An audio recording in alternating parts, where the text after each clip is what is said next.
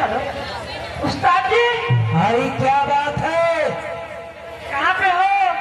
हम आ रहे हैं। जल्दी आओ ना, अरे तुमने धंधी टूट गए है का? बहुत गर्मी लग रही है। आ रहे हैं, बहु हरबरानी हो रहे हैं।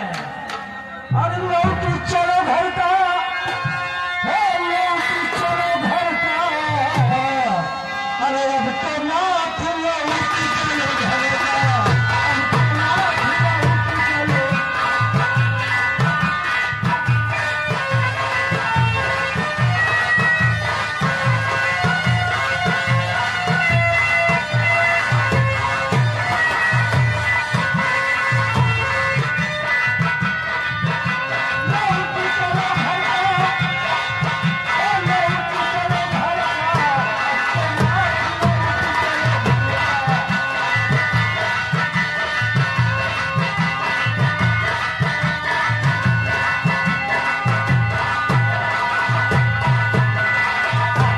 मुझे एक ऐसा मर्द चाहिए जो पानी में छेद देता हो।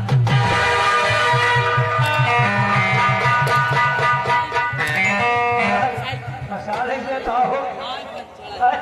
अरे करियो कुछ मदद, बोले चलो बेटी पीसी के अंदर। इधर आओ।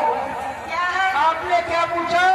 ये जो है कौन सा ऐसा मर्द है जी हाँ, जो पानी में छेद ढूंढता है?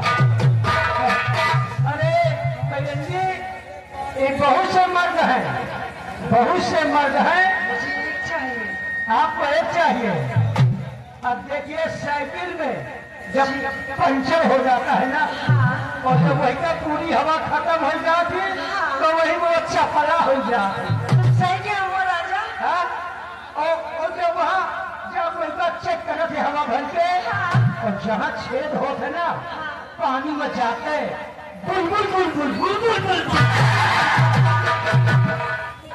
हमने तो आपका सवाल का जवाब दे दिया है। अब एनटीपीसी के अंदर चलो।